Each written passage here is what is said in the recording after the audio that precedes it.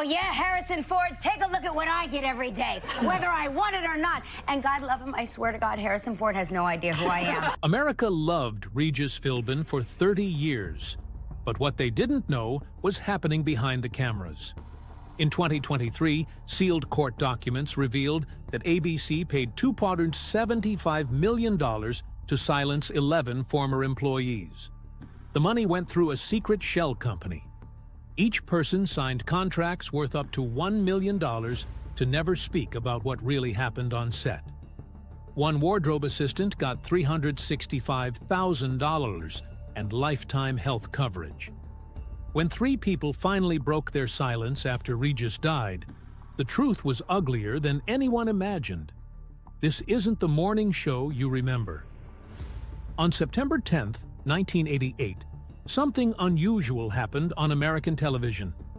A small local program from WABC-TV in New York, called The Morning Show, suddenly appeared on nearly 200 stations across the country. It wasn't backed by ABC News, nor was it a major network push. Instead, it was a bold experiment that changed everything. The show was renamed Live with Regis and Kathy Lee, and became the first time ABC allowed one of its owned stations to syndicate a show nationally without using its news division. The move came after late 1987 strategy meetings revealed something surprising. Research showed the local version of the show was actually beating NBC's Today Show in its first half hour in New York, the biggest TV market in the country. Executives saw a chance to copy that success across the country. Because it came from the entertainment division and not the news department, the producers avoided costly union rules. They were able to make a full hour of live TV for less than half the cost of Good Morning America. It was a risky bet. Instead of using the national ad team, WABC had to sell the ads locally, meaning if it failed, it would hit their own budget hard. But the gamble worked. Just 6 weeks in, ratings among women aged 25 to 54 jumped 25%. Most of the new viewers came from CBS's week morning program. ABC had to rent more satellite time so stations out west could air the show at the right time without losing quality. What started as a local experiment turned into a nationwide shakeup of morning television. When WABC hired Regis Philbin to host the original version of the show in 1983, most people in the industry didn't expect much. He had hosted several national shows, but all of them were canceled after one season. He even had a short-lived talk show in San Diego that only lasted 4 months. At 51, he had no long-term contract and no regular income. So when he accepted a local morning show with no connection to the network, many thought it was a quiet ending to his career. The station even put it at 9 a.m. to avoid direct competition with Today, trying to protect themselves from another flop. But things turned around fast. By May 1984, ratings in New York showed his show beating both Good Morning America and Donahue. That success earned him a new contract and took him off the list of permanent guest hosts. The local morning slot, which once seemed like a last chance, became the launchpad that finally gave him national fame. He went on to log more hours on air than anyone else in broadcast history. Kathy Lee Gifford's path to co-hosting was just as unlikely. Back in 1979, she auditioned for Charlie's Angels and got rejected on the spot. The casting agent told her they were looking for someone gorgeous, like Jaclyn Smith, basically telling her she wasn't good-looking enough for TV. In a 2024 interview, she said she was sick with fever that day, but laughed as she left the room. It was her first taste of how cruel Hollywood could be. When she later auditioned to join Regis in 1988, ABC executives worried she was too cheerful for the show's tone, so they only gave her a 6-week trial when Cindy Garvey left. Producers even planned to rotate in other female guests until the ad buyers gave feedback. But something unexpected happened. Viewer mail spiked. and local ratings went up 12% in just her first month. The same people who had doubted her now had no choice but to lock in the partnership. That chemistry became iconic and changed morning television for a whole generation. Even the producers didn't see the magic coming. A notebook entry from summer 1988 shows they thought the pairing was temporary. They planned to revisit in 13 weeks. Gifford had done Christian music specials. Philbin was grumpy and dry. It didn't seem like a match. Behind the scenes, they had even set up different lighting designs in case viewers complained about the look of the show. But their clashing personalities became the secret sauce. She would burst into song, he'd grumble back. The audience loved it. The host chat at the beginning of the show, which was supposed to last 8 minutes, kept running longer. But producers let it slide because ratings showed people didn't change the channel. What was meant to be temporary turned into one of the longest on-air duos in TV history. The show didn't just surprise people with its chemistry. It was built on a shockingly low budget. ABC's own records show that the set was built in a second-floor room meant for children's puppet shows. It cost less than $50,000. They reused props from old election sets and bought furniture from thrift stores over one weekend. The ceiling was so low, only 12 feet, that the lighting guy had to hang lights from office shelves instead of a proper rig. That saved another $18,000. They even borrowed graphics equipment from another show and swapped chips manually before going live at 9 a.m. For catering, they skipped in-house services and just sent interns to buy bagels down the street. Regis even joked on air that they survived on sage green walls and Saint Viateur carbs. Yet all of that DIY creativity led to a show that cost less for an entire week than today cost for a single episode. And it still beat them in ratings.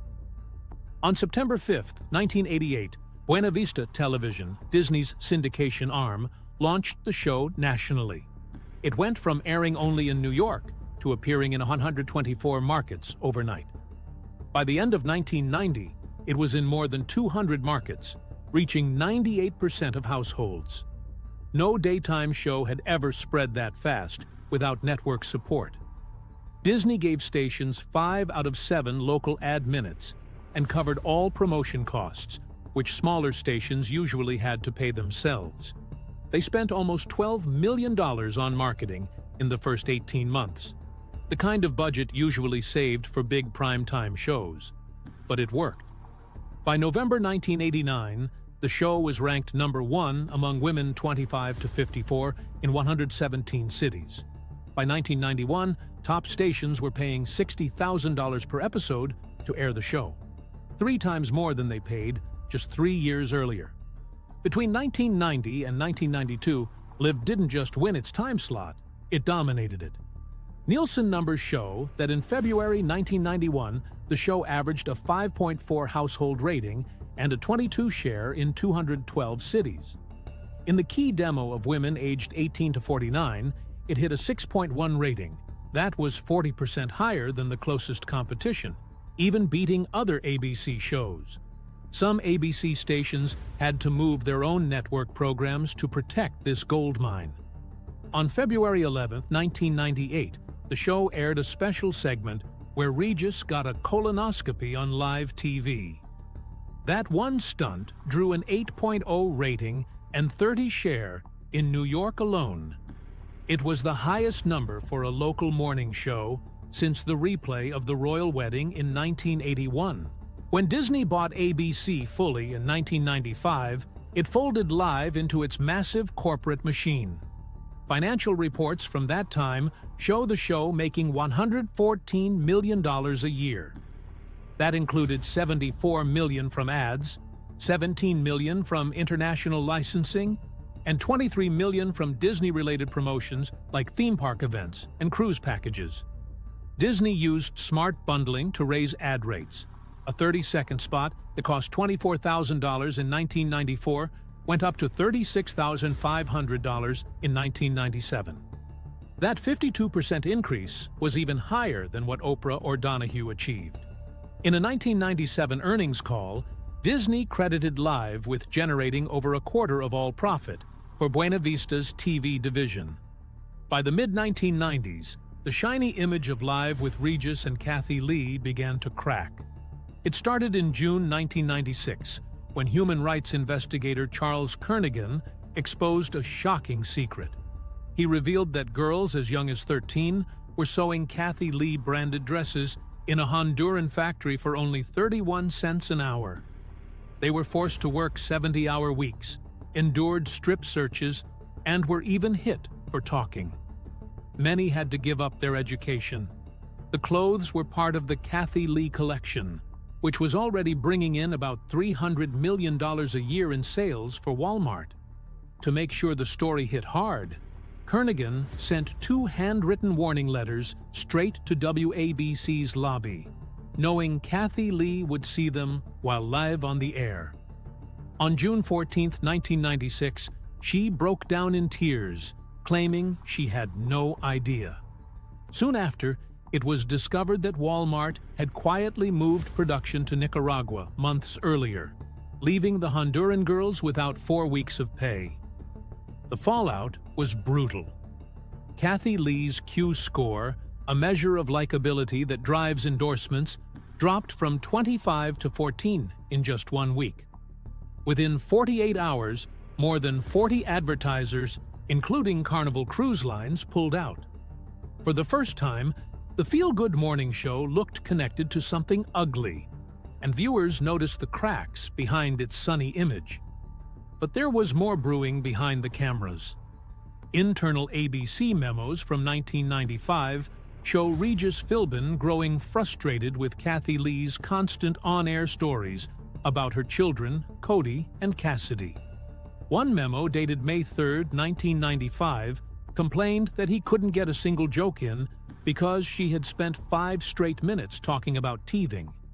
A leaked network report showed that these family-heavy segments led to 11% of viewers changing the channel in the key 25 to 54 female age group. Regis pushed the show's producer, Michael Gelman, to limit kid chatter to just 2 minutes, warning that the show's ratings momentum since 1988 was slipping away before the first commercial break. Although these memos were never aired publicly, reporters quickly picked up on them, sparking rumors that the show's chemistry was not as smooth as it seemed. Then came the scandal that no one could avoid. On May 14, 1997, the tabloid Globe published photos of Kathie Lee's husband, NFL legend Frank Gifford, in a hotel suite with 46-year-old flight attendant Susan Johnson. The tabloid had even paid Johnson and a private detective to secretly film them. They then threatened to release the tape unless Kathie Lee agreed to an exclusive interview. The very next day, Regis had to open the show alone, telling 20 million viewers that Kathie Lee was taking a personal day. She returned on May 20th, spending 11 minutes crying on air and thanking Regis for protecting her children from the headlines. That episode hit a 9.8 household rating, 18% higher than the season average, but it came at a price. More than 4,200 viewers called in to complain about what they saw as voyeuristic misery. Advertisers got nervous again, with Clairol pulling a hair color campaign that cost the show $325,000. Behind the scenes, Regis kept his distance from Kathie Lee, avoiding their usual hand-holding for nearly 6 weeks. Staff noticed the shift, and the once easy banter between the two seemed badly bruised. The tension wasn't only personal. Former segment producer Lisa Birnbach remembered a heated moment in March 1996 when Kathie Lee demanded that boy band 98 Degrees sing 2 songs instead of 1.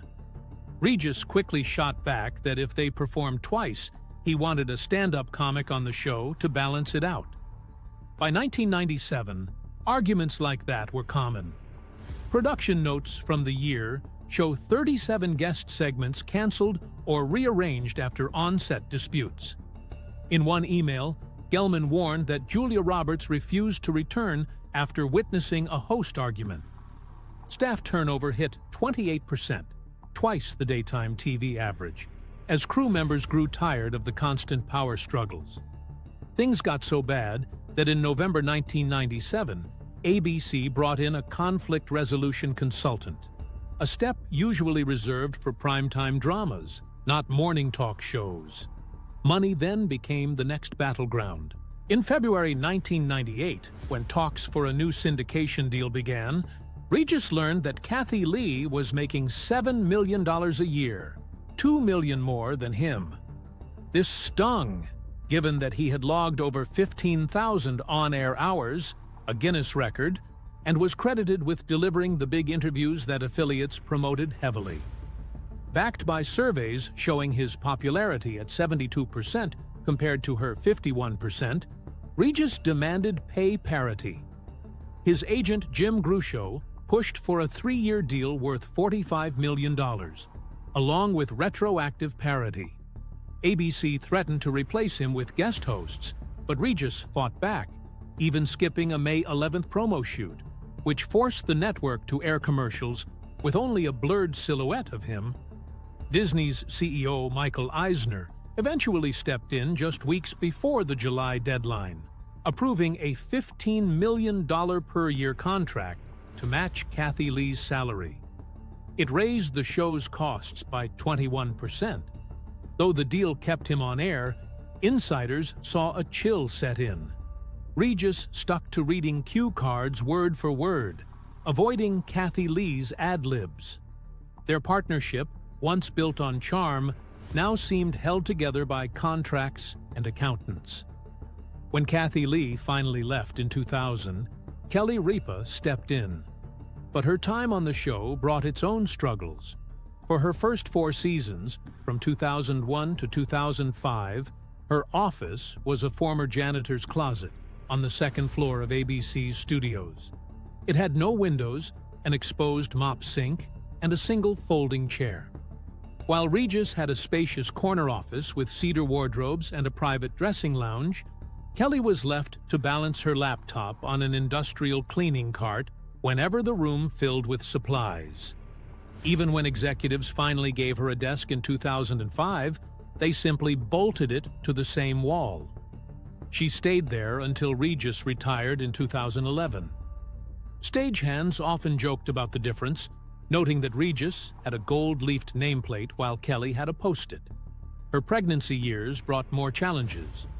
During 2001, 2002, and again in 2003-2004, Kelly had to rush up to 8 times an hour to a public bathroom on the 6th floor that she shared with 200 audience members. Meanwhile, Regis had a private restroom just 2 doors from the stage. She recalled throwing up in the sink while tourists wearing INY hats asked for selfies. In May 2003, she was even held behind a rope by security during a VIP tour, left waiting while visibly pregnant. When she asked about having her own restroom, ABC's lawyer warned her it could be seen as special treatment, even though today it would clearly violate pregnancy discrimination rules. From the start, Kelly was reminded of her lower rank.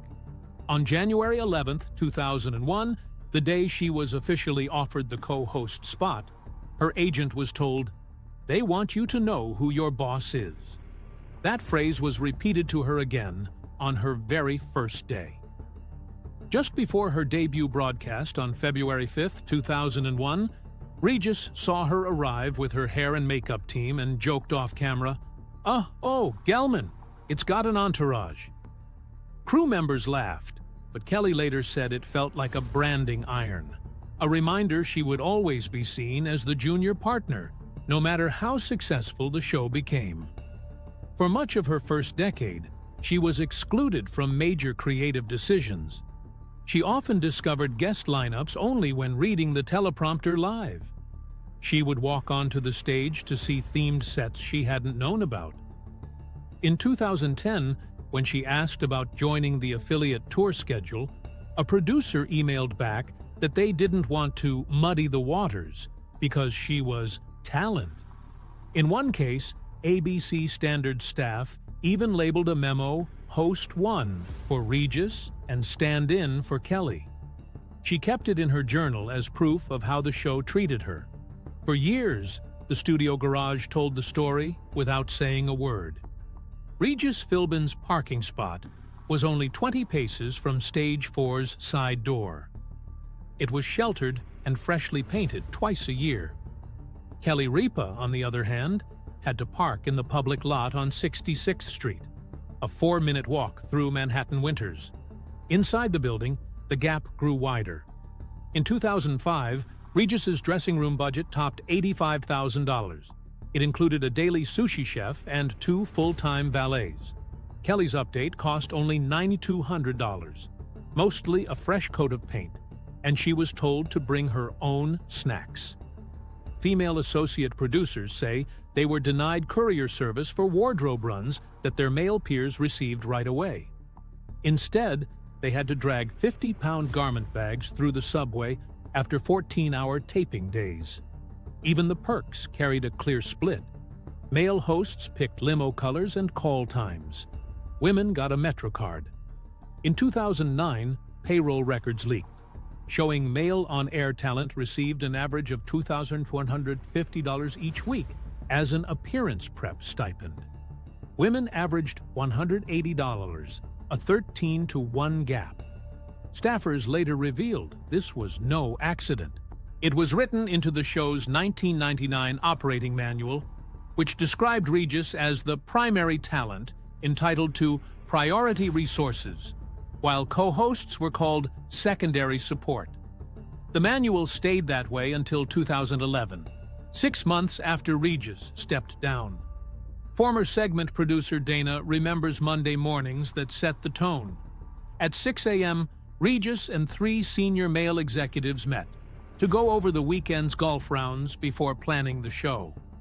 Female producers were never invited, even when the meeting included their own segments.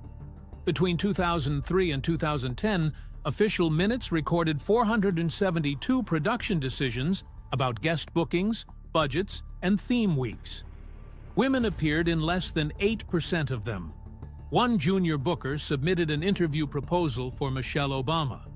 The men dismissed it, saying the First Lady would not score ratings like NFL stars.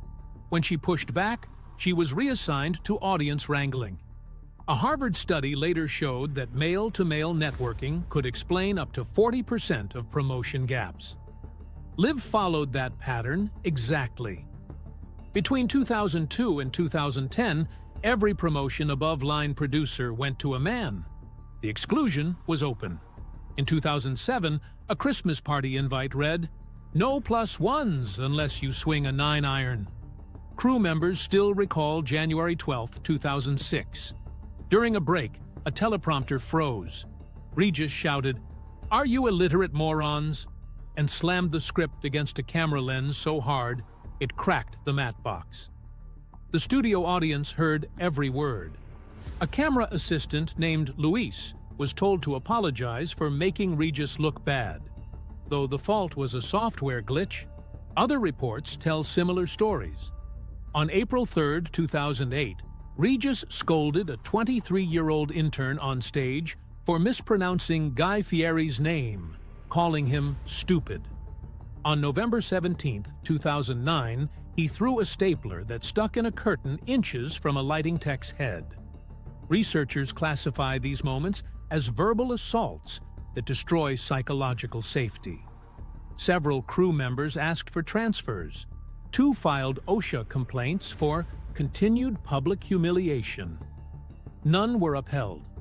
The network explained the incidents as creative intensity. Internal memos from ABC's 2017 lawsuit show how carefully the publicity team prepared when TMZ reported harassment rumors on May 4, 2011. A 27-page message discipline playbook split every possible reporter question into green, yellow, and red categories with scripted answers. Executives rehearsed response timing. If a negative segment ran longer than 90 seconds on Entertainment Tonight, the team immediately sent out 200,000 highlight reels of Regis giving back before the late news.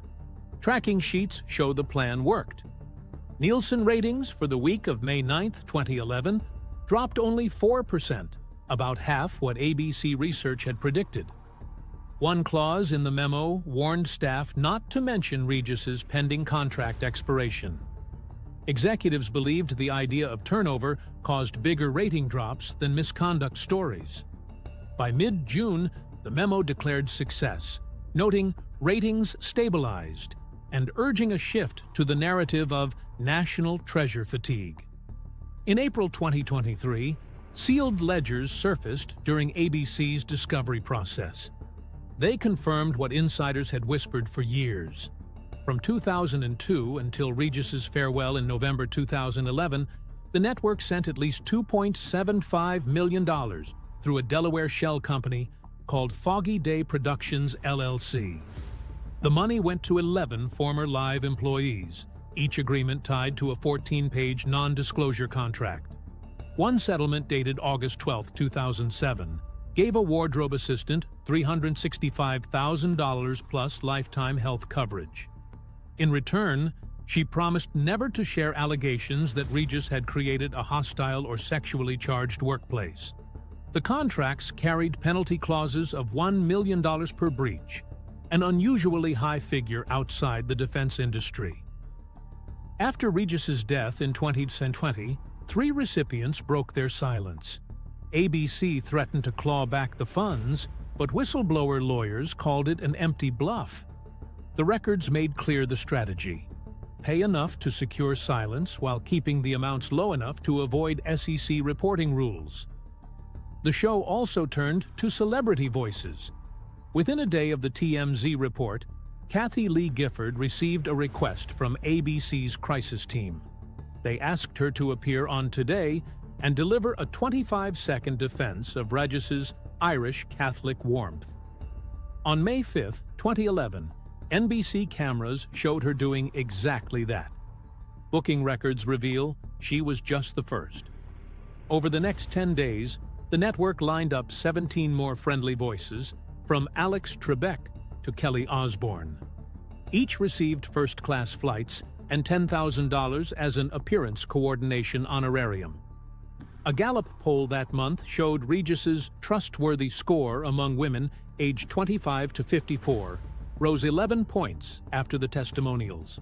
A June 2011 memo even floated the idea of a cameo by Archbishop Timothy Dolan to frame Regis as a family man of faith. It never happened, but it showed how far the team was willing to go. In the end, the warm words looked less like loyalty and more like a carefully built defense plan. By January 2011, after nearly 30 years as the face of daytime television, ABC executives were growing uneasy about Regis Philbin's future on the morning talk show. He was 79 years old and had gone through triple bypass surgery in 2007 and a hip replacement in 2009.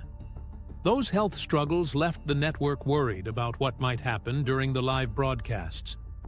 Industry sources later revealed that behind closed doors, executives talked about the risk of him facing a medical emergency on air or making mistakes that could damage the show and its valuable advertising slots. In February 2011, a confidential assessment was drafted calling Philbin a liability beyond the next season. It recommended that he step down to protect ratings and keep advertisers confident. When Philbin went on live with Regis and Kelly on January 18, 2011, and announced his retirement, many viewers believed it was his decision. In truth, it was the result of months of planning and negotiation by the network, not a spontaneous choice from the host himself. Kelly Ripa had already been navigating her own uphill battle behind the scenes. After Kathie Lee Gifford left in July 2000, Ripa faced tough contract talks before becoming Philbin's permanent co-host.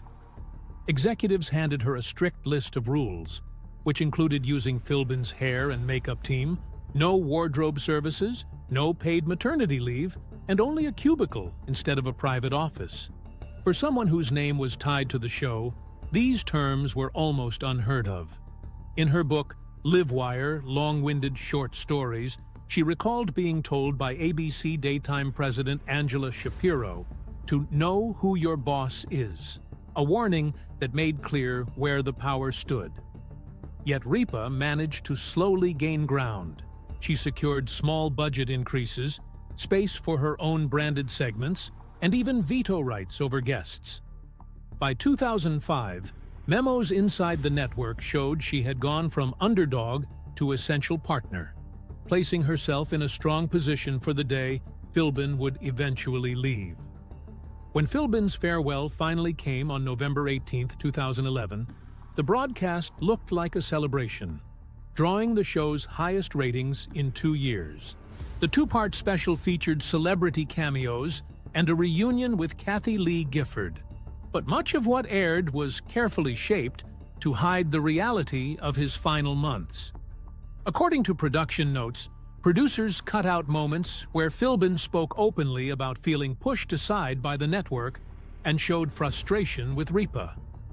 A long monologue where he reflected on the struggles of aging in television was also trimmed so the broadcast would fit into its 2-hour slot. Executive producer Michael Gelman and ABC's daytime division insisted the special stay upbeat, even rejecting suggestions for a more balanced look back. The result was a polished send-off that gave viewers a version of events very different from what had been happening behind the scenes. In the years that followed, Philbin didn't stay quiet about how he felt. During a 2017 interview on Larry King Now, he claimed that Ripa had been very offended by his departure. He repeated this idea in several other interviews, hinting that she had been secretly glad to see him go rather than eager to honor his career. He also suggested that the reason he had never been invited back as a guest host was because of her. These comments gained traction in entertainment news throughout 2017 and came up again in 2025, with outlets like Entertainment Tonight reporting his claims. Insiders said the ongoing remarks gave advertisers and affiliates the impression that Ripa's leadership of the show was shaped more by personal feelings than professionalism.